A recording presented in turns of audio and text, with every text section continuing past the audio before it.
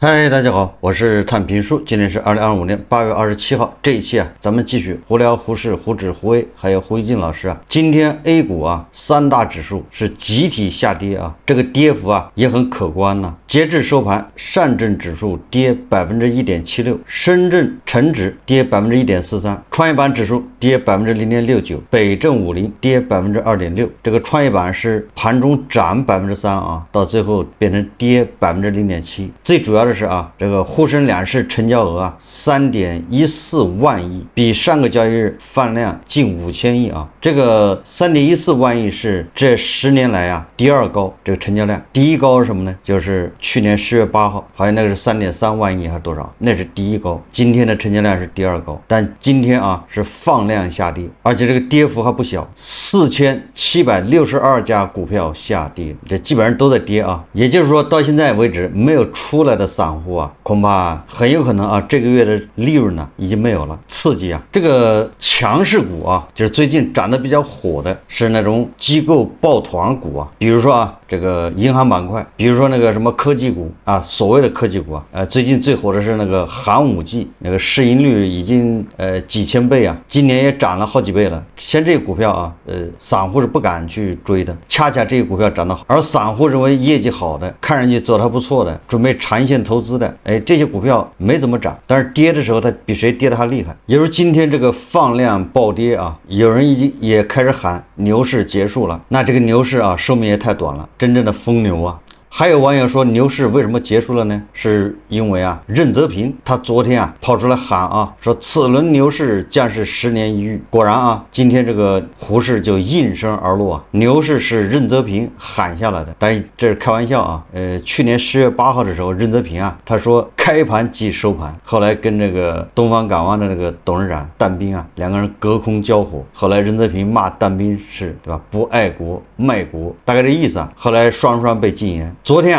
任泽平他发一个文章他说此轮牛市将是10年一遇，堪称史诗级别。任泽平老师这次说对了这一轮牛市就是10年一遇的，创了10年新高，就是史诗级别的。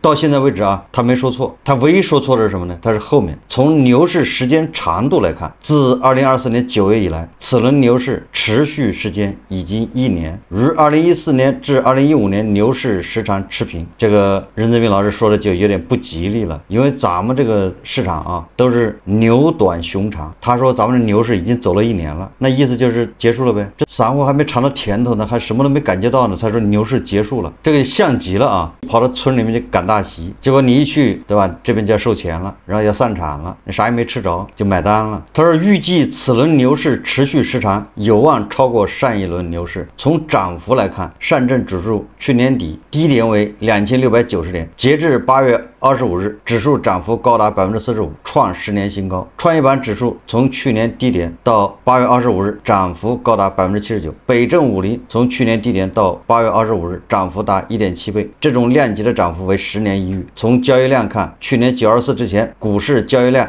萎缩至几千亿，近期交易量突破3万亿。从股市市值看，从去年最低谷的70万亿上涨到近期的100万亿，带来30万亿财富效应。这个和统计局的数字是一样的就是这个数字非常漂亮，但是这个大家好像体感不是很好。任泽平老师说的股市这些数字都是对的对吧？你说又是什么成交量放量对吧？这一年成交量都是在1万亿以上，多的时候2万亿、3万亿。别的不说印花税是已经收没了，券商没少赚，这也是实情然后这个咱们市值从70万亿现在已经到了100多万亿了，多了30万亿的这个纸面财富。就问题是有多少散户赚到钱了，对吧？你说指数涨了80%，指数涨了45%，几个散户赚到钱了？万幸的是社保基金肯定是没少赚，这个好歹是大头的钱了。这个就像极了统计局说对吧？可支配收入涨了6%，然后大家回去把账户一看，把自己的存折一看，分文没动，看看自己的工资单，有的还降薪了，有的失业了，没工资单可看，只好看看那平台的那个外卖那个对吧？跑单的统计。有网友说不怕指数回调，不怕指数下跌，就怕任泽平老师喊牛市来了。任泽平老师一喊牛市来了，这就意味着结束啊，因为这去年10月8号牛市，对吧？开盘即收盘，甚至有网友说啊，任泽平老师跑到这个恒大去转一圈，恒大就爆了啊，房地产就从此啊进入拐点。后来任泽平老师不遗余力的推荐新能源，说此生啊不入新能源，那是也就是读遍诗书也枉然了，还是什么意思啊？此生不买新能源。后来新能源什么样的大家也知道了啊。别的不说啊，今天这根大阴线让很多散户啊又开始焦虑了，这是牛市上涨途中的一次回调还是结束？如果是回调的话，那要大胆的加仓；如果是结束，那你赶紧要出来啊！不出来的话，你那个账户永远在缩水，最后啊有一点点盈利浮盈，马上要变成亏损，最后又变成解套，已经被套住的只会越套越深了。我一直说啊，这个就叫沙滩上盖高楼。这个咱们一直说啊，这个什么海外机构外资看好沪市。昨天啊，这个新加坡联合早报发了一篇文章，说中国股市创10年新高后出现过热预警，对吧？最近连这个证券专家刘继鹏，对吧？他是一直提倡要到4000点的，看到这个走势啊，都慌了，过热啊。他的文章这么说的啊，他说在流动性驱动下，中国股市一度刷新10年高位，当部分股票估值过高、杠杆买入持续增加等信号，开始预警市场过热。中国股市本周延续牛市行情，星期一沪深两市成交额达3.1万亿元人民币，为 A 股历史上第2次突破3万亿元，仅次于去年10月8日。那今天的成交量比昨天还要大，今天已经成为历史上第2高。星期二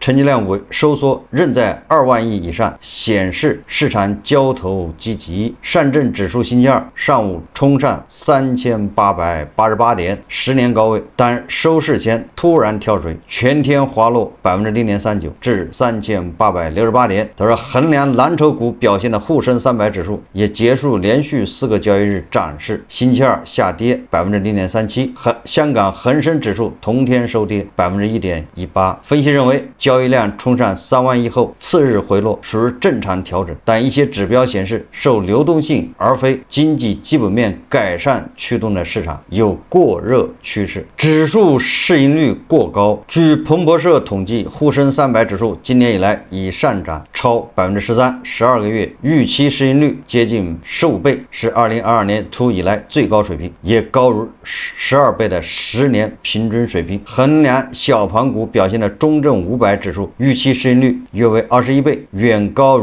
17倍的10年平均水平。本轮上涨中表现突出的半导体股也有估值过高的风险。报道称，科创50指数中近2/3股票价格高于布林带上轨，说明多数半导体处于超买状态。布林带上轨是衡量股票被高估或低估的常用波动指标，当然这些指标在沪市管不管用，那个另当别论啊。8月以来，科创50指数已上涨近23%，中国国产晶片概念股寒武纪、海关信息涨超10%，但在星期二的回调中，寒武纪下跌4%，说两市交易攀升引泡沫担忧。除了一些股票估值过高，市场上通过加杠杆来投资的融券融资，也就是两融啊，余额不断上升，引发股市泡沫担忧。本月5号，两融余额时隔10年重返2万亿，此后稳步上升。截至星期一，两融余额在14个交易日内提高1881亿元，引发杠杆过高质疑。东方汇理财富管理亚洲首席策略师陈达德向联合早报分析，两融交易虽然有所攀升，但远不及2015年或2021年泡沫水平。不过说，星期二的市场波动仍让一些股民担忧本轮涨势是否见顶，市场是否过热。有网民称啊，解套了就走吧，涨得慢跌得快，不快跑只能当韭菜，经济没有好消息，市场都是泡沫。那要今天再看呢，那不是跌得更厉害吗？昨天只是微调啊，冲高回落，今天是实实在在的一根大阴棒子。实际上啊，这个也有外资机构啊，把这一轮牛市称作水牛，跟业绩没关系啊，是流动性是放水导致的，叫水牛。为什么这么说啊？财联社报道啊，这个国家统计局数据显示，1到7月份全国规模以上工业企业实现利润总额40200 803亿元，同比下降1.7%。1到7月份，规模以上工业企业中，国有控股企业实现利润总额12823亿元，同比下降7.5%。股份制企业实现利润总额29742亿元，下降2.8%。也就是今年1到7月啊，股份制对吧？这个跟资本市场密切相关啊。股份制企业啊，利润是下滑2.8%，比去年同期啊，你说它指数这居然还涨这么快，这完全背离基本面，对吧？这就是在沙滩上盖高楼啊，就什么时候塌我不知道，但是塌那是必须的，一定的。7月份就单指7月份啊，规模以上工业企业利润同比下降1.5%，就比今年7月比去年7月利润是下降1.5%。同样还是财联社啊，他说沪指3900点在望，两只 ETF 交投火爆，收盘成交额达到5558亿元，全市场 ETF 规模前一个交易日已经达到了4.97万亿，即将突破5万亿元。国内 ETF 规模在今年4月17日突破4万亿后，仅用时4个月，5万亿 ETF 规模已近在眼前。也就是说啊，仅4个月 ETF 就增加1万亿。国内 ETF 万亿门槛里程碑间隔越来越短。2004年首支 ETF 问世， ETF 第一个万亿规模突破用时16年，也就是从2024年到2020年 ETF 规模才达到了1万亿。第二个万亿用时3年，也就是从2020年到2023年。第三个万亿突破仅用10个月，第4个万亿再次缩短至7个月，第5个万亿居然只要4个月。也就是说啊，这个 ETF 的规模的这个增长是越来越快。此外，今年7月，中国 ETF 规模首次以6117亿美元资产管理规模超越了日本，成为亚洲最大的 ETF 市场。实际上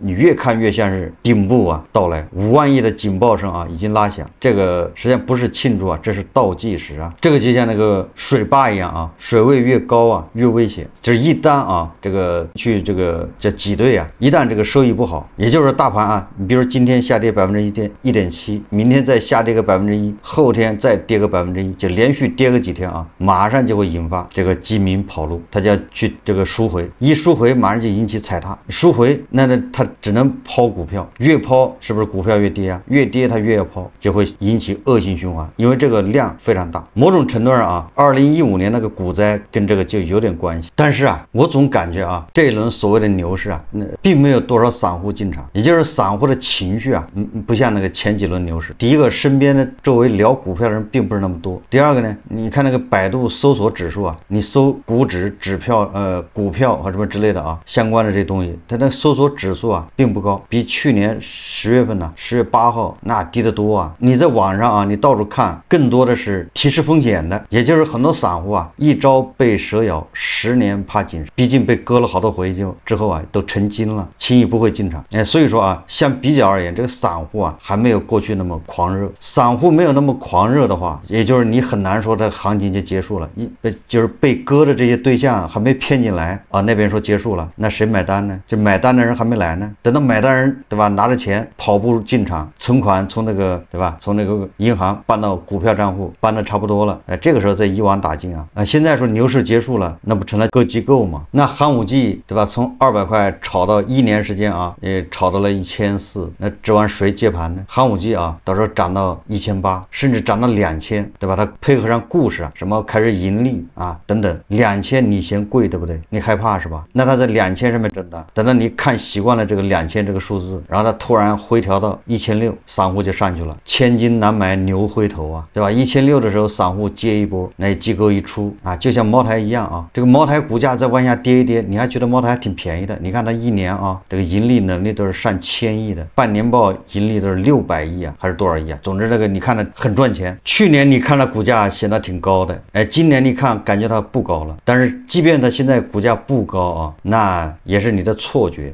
我们看看这个啊，胡鑫老师今天很莫名其妙啊，他在网上发了个帖子，他说啊，一个人如果喜欢在网上谈时政，尤其是成了大 V， 应该做到2点：第一，经常出国走走，了解外部世界，这样可以有对比，确认我们的优点和长处，也发现我们的问题。也就是胡鑫老师给这个他所认为的大 V 啊，给立了个门槛。第一条就是你要经常出国，你要不出国的话，你啊没有资格做大 V。第二条，买股票，这样可以切身感受中外经济联系，了解全球同此凉热的生态，以及国家和平稳定、国防强大但轻易不打仗的重要性，否则很容易闭塞，观察事物的纬度太少，而闭塞是极端情绪的温床。胡鑫老师，我觉得啊，也就是你在中国的话，你要不买股票，你就不知道中国经济，这就是他的逻辑啊。也就是假如你35岁，你是个码农，你失业了，你找不到工作，或者是最后你被人骗了，对吧？又投钱去开个奶茶店或者是火锅店，又赔了，裤子都没得穿，然后你的房子按揭贷款还不起，房子要被法院拍卖。即便你经历了这么多，也不代表你了解中国经济啊。也就是你只有炒股，你才能了解中国经济。为什么呢？胡鑫老师潜台词恐怕就是只有炒股，你才能学到很多东西啊。美股啊，说那个美股是最没意思的，除了能赚钱，啥都学不着。胡适，对吧？除了赚不到钱，你啥都能学得到。最新的概念、最新的故事、最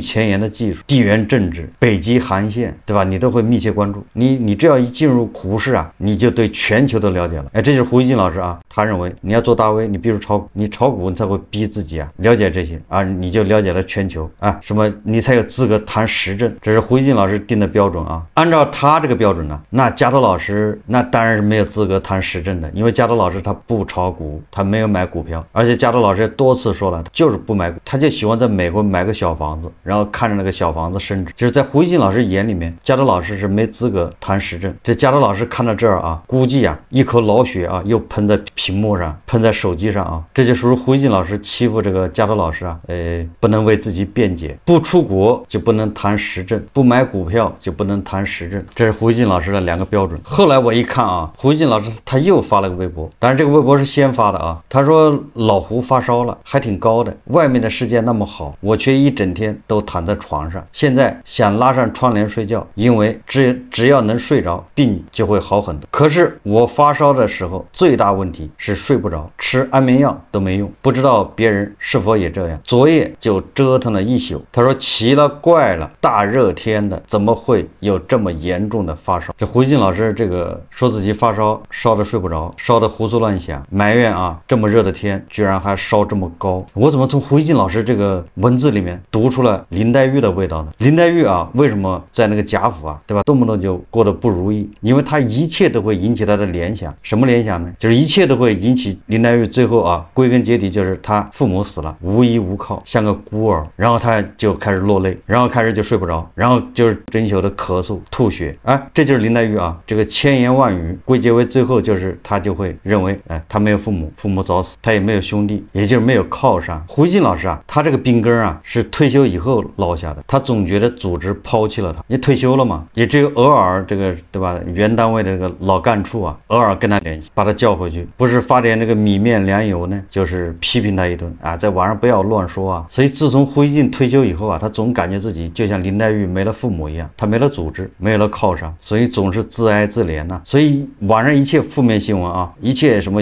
都会引起他往这方面去想，就跟林黛玉一样啊。看见薛宝钗跟那个薛姨妈2个人有说有笑，哎，林黛玉他就认为你这是故意的，你这就是故意秀这个母女之爱啊，母女的这种关系，你不就是讽刺我没父母吗？父母死得早，哎，他就会这么想。胡鑫老师就是这样的。所以你看啊，他这个文字啊，跟他曹雪芹描写林黛玉一模一样。外面的世界那么好，我却一整天都躺在床上，现在想拉上窗帘睡觉，因为只要能睡着，病就会好很多。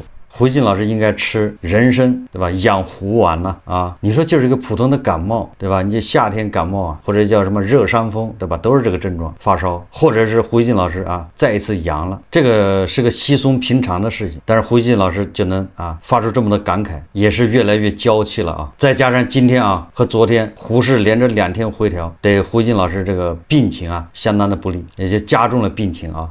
好，这期节目啊，咱们就聊到这里，感谢大家收看。如果喜欢我的节目，欢迎订阅转发，也可以在下方留言评论，谢谢大家。